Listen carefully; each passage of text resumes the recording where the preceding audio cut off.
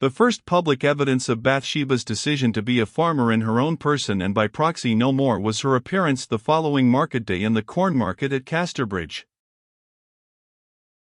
The low though extensive hall, supported by beams and pillars, and latterly dignified by the name of Corn Exchange, was thronged with hot men who talked among each other in twos and threes, the speaker of the minute looking sideways into his auditor's face and concentrating his argument by a contraction of one eyelid during delivery.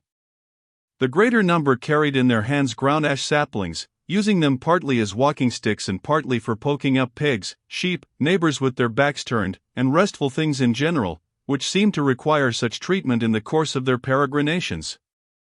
During conversations each subjected his sapling to great varieties of usage, bending it round his back, forming an arch of it between his two hands, overweighting it on the ground till it reached nearly a semicircle, or perhaps it was hastily tucked under the arm whilst the sample bag was pulled forth and a handful of corn poured into the palm, which, after criticism, was flung upon the floor, an issue of events perfectly well known to half a dozen acute town-bred fowls which had as usual crept into the building unobserved, and waited the fulfillment of their anticipations with a high-stretched neck and oblique eye.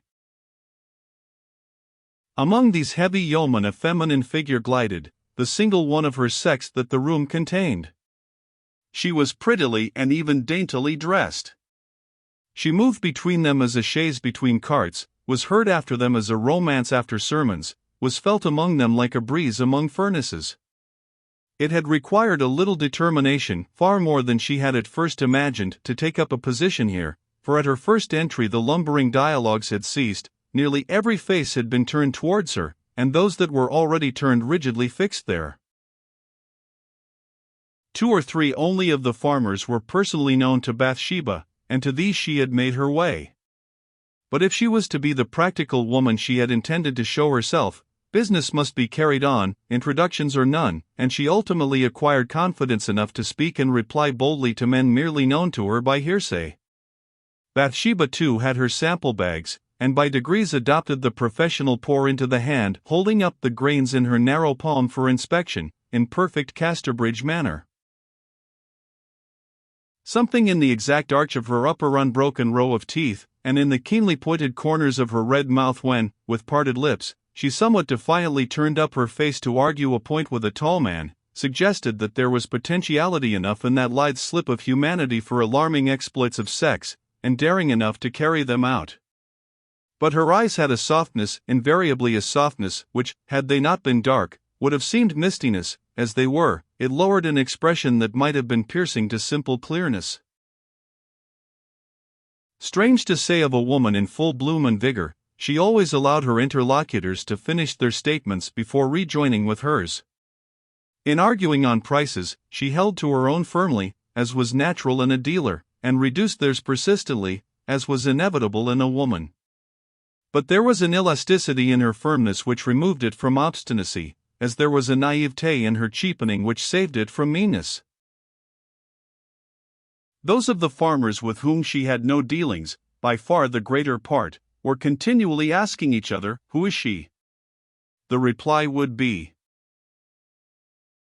"Farmer Everdene's niece, took on Weatherbury Upper Farm, turned away the bailey, and swears she'll do everything herself." The other man would then shake his head.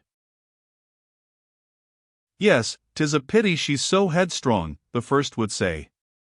"But we ought to be proud of her here, she lightens up the old place. 'Tis such a shapely maid, however, that she'll soon get picked up."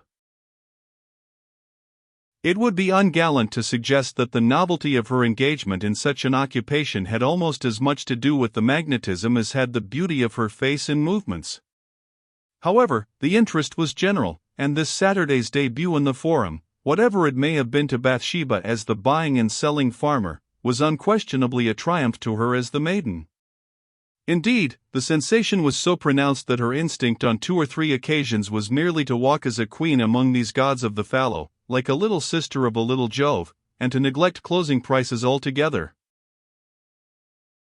The numerous evidences of her power to attract were only thrown into greater relief by a marked exception. Women seem to have eyes in their ribbons for such matters as these. Bathsheba, without looking within a right angle of him, was conscious of a black sheep among the flock. It perplexed her first. If there had been a respectable minority on either side, the case would have been most natural. If nobody had regarded her, she would have taken the matter indifferently. Such cases had occurred. If everybody, this man included, she would have taken it as a matter of course. People had done so before. But the smallness of the exception made the mystery. She soon knew thus much of the recusant's appearance. He was a gentlemanly man, with full and distinctly outlined Roman features, the prominences of which glowed in the sun with a bronze-like richness of tone. He was erect in attitude, and quiet in demeanor. One characteristic preeminently marked him: dignity. Apparently he had some time ago reached that entrance to middle age at which a man's aspect naturally ceases to alter for the term of a dozen years or so, and, artificially, a woman's does likewise. 35 and 50 were his limits of variation. He might have been either, or anywhere between the two.